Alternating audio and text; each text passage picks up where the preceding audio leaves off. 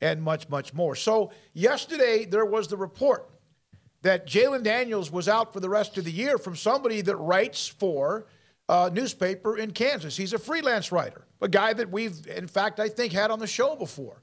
Matt Tate is somebody that we've also had on many, many times on everything Kansas basketball and also football. So here is a tweet not late, it was yesterday evening, just after the show ended. That is from Jalon Daniels, the Kansas quarterback, on the report that he was out for the rest of the year with a grade 3 separation in his shoulder. Sheesh, that's news to me. Matt Tate then responded to that by saying that Zach has done some freelance work for them, but that this story has not yet been confirmed. And I hope that maybe he is healthier than perhaps the report had to say. I also hope Zach Boyer didn't jump the gun a little bit, because that wouldn't be good either. No, for his sake, I hope not. But, because it can be kind of a difficult thing to come back from, at least in the short term, if you don't handle it the right way. Jalon Daniels tweeting about it. Lance Leipold put a picture of Jalon Daniels, putting his arms up like this in the office yesterday. But that's the only confirmation we've got that he's not out for the season. Now, for this week against Oklahoma, we still don't know.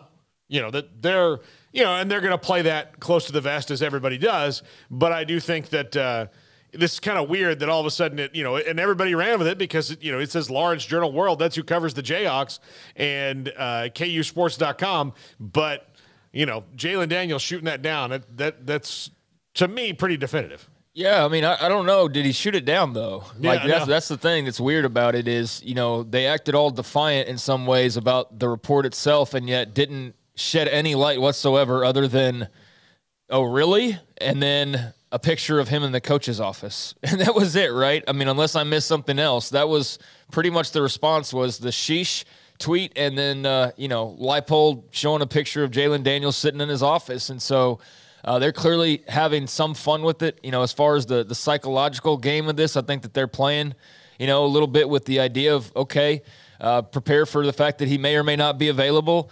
I tend to think that there's something to the injury, obviously. I mean, for him to leave the game the other day and not come back and then for that report to be out there to begin with, I think that there's got to be something going on, and he's not just going to pop up, and be back to playing like all is normal. So I think there's probably some gamesmanship involved here. I think, maybe perhaps as we just sort of speculate, perhaps KU's just waiting to learn more, and so they aren't really available to say exactly what they want to just yet. I think that's probably the most logical thing is, hey, you're not right because he's not officially out. But then again, we're not going to say that he's not officially out. Like, we just aren't sure yet. I think that's probably where we are if I had to guess. So, yeah, very interesting that all unfolded the way that it did after we got off the air. I was certainly bummed out for Jalon Daniels when we learned that news. And, I just took it for what it's worth because of the source and where it's coming from. So I hope for was it Zach Boyer? Yeah. I hope for his sake that he is right and gets redeemed in the end because you just hate that for anybody. But it was weird how that went down. So on the one hand, I'd love for Zach Boyer to be wrong because Jalon Daniels would be healthy enough to play, and we'd all love that. On the other hand, I hope that he's right for his sake, but I guess we'll have to wait and just find out. Yeah, and it's just good, like gamesmanship, whatever it might be. And I have been in a position before, not so much on the national level where a story like this, but in position before when I have reported something, known it's completely true, reported it because I not only knew the true and the source, and then on top of that others, and have been told I was completely wrong, and within 24 to 36 hours, it proved that I was right. And, even if you know, you still have to make sure you know.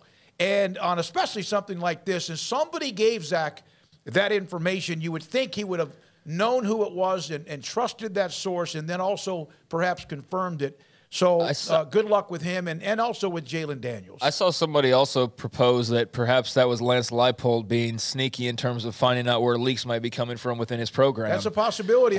Go ahead. Yeah, so I just saw that remark. I forget where from, and I thought, like that's that's some next level. But yeah, coaches definitely do stuff like that. So perhaps that's part of this as well. But again, we'll see. We just have to wait and we'll ultimately. They'll have no choice but to tell us. The Hells may have to make a choice, so we will see. When Mack Rhodes took over as the athletic director at Baylor, and then there was the transition, he was there during the last year with a lot of the coaches that are now all around America, and that had coached under Art Briles. And I remember a story that I got that was absolutely 100% confirmed.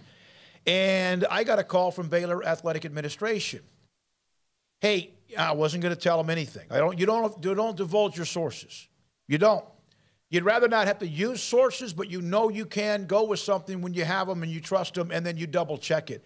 They had a little bit of a squeaky wheel somewhere within that department, and they were trying to find out who it was. And I didn't give them any information. Didn't even tell them it was from athletics. I just mentioned Baylor Athletics. So, yeah, there's a little bit of that goes on. And Lance Leipold, that might be part of what he's doing today. Hey, don't forget this show every